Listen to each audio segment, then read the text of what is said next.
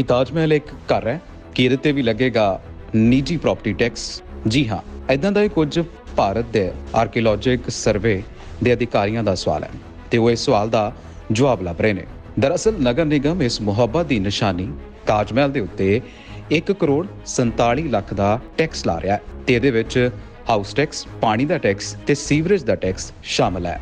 ਜੇਕਰ ਇਕੱਲਿਆਂ ਇਸ ਘਰ ਦੀ ਗੱਲ ਕੀਤੀ ਜਾਵੇ, ਯਾਨੀ ਕਿ ਹਾਊਸ ਟੈਕਸ ਦੀ ਗੱਲ ਕੀਤੀ ਜਾਵੇ, ਤਾਂ ASI ਦੇ ਅਧਿਕਾਰੀਆਂ ਨੂੰ 1.5 ਲੱਖ ਦਾ ਨੋਟਿਸ ਭੇਜਿਆ ਗਿਆ ਤੇ ਨੋਟਿਸ ਦੇ ਵਿੱਚ ਸਾਫ਼ ਕਰ ਦਿੱਤਾ ਹੈ ਕਿ 15 ਦਿਨਾਂ ਦੇ ਅੰਦਰ ਇਹ ਜਮ੍ਹਾਂ ਕਰਾਉਣਾ ਹੈ। ਨੋਟਿਸ ਮਿਲਣ ਤੋਂ ASI ਦੇ ਅਧਿਕਾਰੀ ਸੋਚ ਦੇ ਵਿੱਚ ਨੇ, ਕਿਉਂਕਿ ਪਹਿਲੀ ਵਾਰ ਹੈ ਕਿ ਇਸ ਤਰ੍ਹਾਂ ਦਾ ਕੋਈ ਨੋਟਿਸ ਆਇਆ ਹੋਵੇ ਤੇ ਨੋਟਿਸ ਵੀ 15 ਦਿਨਾਂ ਦੇ ਅੰਦਰ ਅੰਦਰ पैसे देने का होवे।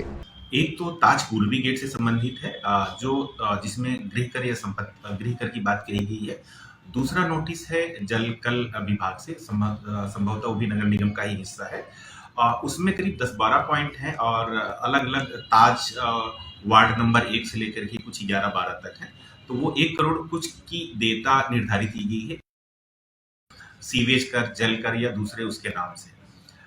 दोनों ही प्रकरणों में 2 अलग अलग बातें हैं। पहला तो यह है कि जो संपत्ति कर है या गृह कर है वो मोनूमेंट प्रेमाइसेस पे एप्लीकेबल नहीं होता है, और ये प्रोविजन जो स्टेट के जो लोकल म्यूनिसिपैलिटी से संबंधित एक्ट हैं उसमें भी है। उत्तर प्रदेश के एक्ट में भी प्रोविजन है और जो दूसरे स्टेट्स के एक्ट है उनमें भी प्रोविजन है।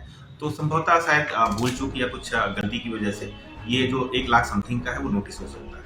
तकरीबन 102 साल पहला सन 1920 ਦੇ ਵਿੱਚ ਤਾਜ ਮਹਿਲ ਯਾਨੀ ਕਿ ਪਿਆਰ ਦੀ ਨਿਸ਼ਾਨੀ ਨੂੰ ਰਾਸ਼ਟਰੀ ਮਹੱਤਵ ਵਾਲੀ ਇਮਾਰਤ ਘੋਸ਼ਿਤ ਕੀਤਾ ਗਿਆ ਸੀ। ਉਦੋਂ ਤੋਂ ਲੈ ਕੇ ਇਹ ਪਹਿਲੀ ਵਾਰ ਹੈ ਕਿ ਤਾਜ ਮਹਿਲ ਦੇ ਉੱਤੇ ਨਿੱਜੀ ਪ੍ਰਾਪਰਟੀ ਟੈਕਸ ਦਾ ਨੋਟਿਸ ਆਇਆ ਹੋਵੇ।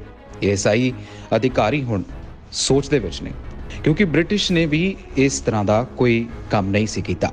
ਬਹੁਤ ਵਾਰ ਗੱਲ ਉੱਠੀ ਸੀ ਕਿ ਇਸ ਸਮਾਰਕ ਦੇ ਉੱਤੇ ਨਿੱਜੀ ਟੈਕਸ ਯਾਨੀ ਕਿ ਹਾਊਸ ਟੈਕਸ ਲਾਇਆ ਜਾਵੇ, ਪਰ ਉਸ ਤੋਂ ਬਾਅਦ ਗੱਲਾਂ ਹੀ ਰਹਿ ਗਈਆਂ। ਆਜ਼ਾਦੀ ਤੋਂ ਬਾਅਦ ਹੁਣ ਕਦੇ ਇਸ ਤੇ ਟੈਕਸ ਨਹੀਂ ਲਾਇਆ ਗਿਆ, ਪਰ ਹੁਣ ਇਸ ਵਾਰ ਫਿਰ ਇਹ ਆਵਾਜ਼ ਉੱਠਣ ਲੱਗੀ ਹੈ। ਉੱਥੇ ਅਧਿਕਾਰੀਆਂ ਦਾ ਕਹਿਣਾ ਹੈ ਕਿ ਇਹ ਪ੍ਰਾਪਰਟੀ ਤਾਂ ਭਾਰਤ ਸਰਕਾਰ ਦੀ ਸੰਪत्ति ਹੈ ਤੇ ਅਜਿਹੇ ਦੇ ਵਿੱਚ ਵਿਭਾਗ ਨੂੰ ਅਜਿਹਾ ਨਹੀਂ ਕਰਨਾ ਚਾਹੀਦਾ। उसके लिए कैंटोनमेंट बोर्ड ने भी एक लगभग 5 करोड़ के आसपास की देयता निर्धारित की थी।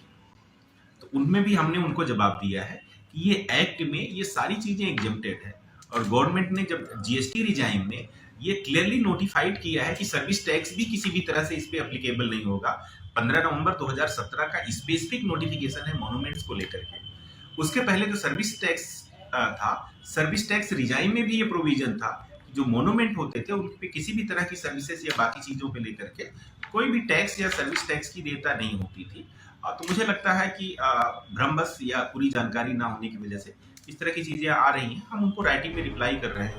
दरअसल ताज महल ਨੂੰ ਭੇਜੇ ਗਏ ਨੋਟਿਸ ਦੇ ਵਿੱਚ ਵਿਆਜ ਦਾ ਵੀ ਜ਼ਿਕਰ ਹੈ। 31 ਮਾਰਚ 2020 ਤੱਕ ਪ੍ਰਾਪਰਟੀ ਟੈਕਸ ਯਾਨੀ ਕਿ ਹਾਊਸ ਟੈਕਸ ਦੇ ਤਹਿਤ 88,784 ਰੁਪਏ ਦੀ ਰਕਮ ਬਣਦੀ ਹੈ ਤੇ ਉਸ ਦੇ ਉੱਤੇ ਵਿਆਜ 47,943 ਰੁਪਏ ਦਿਖਦਾ ਹੈ।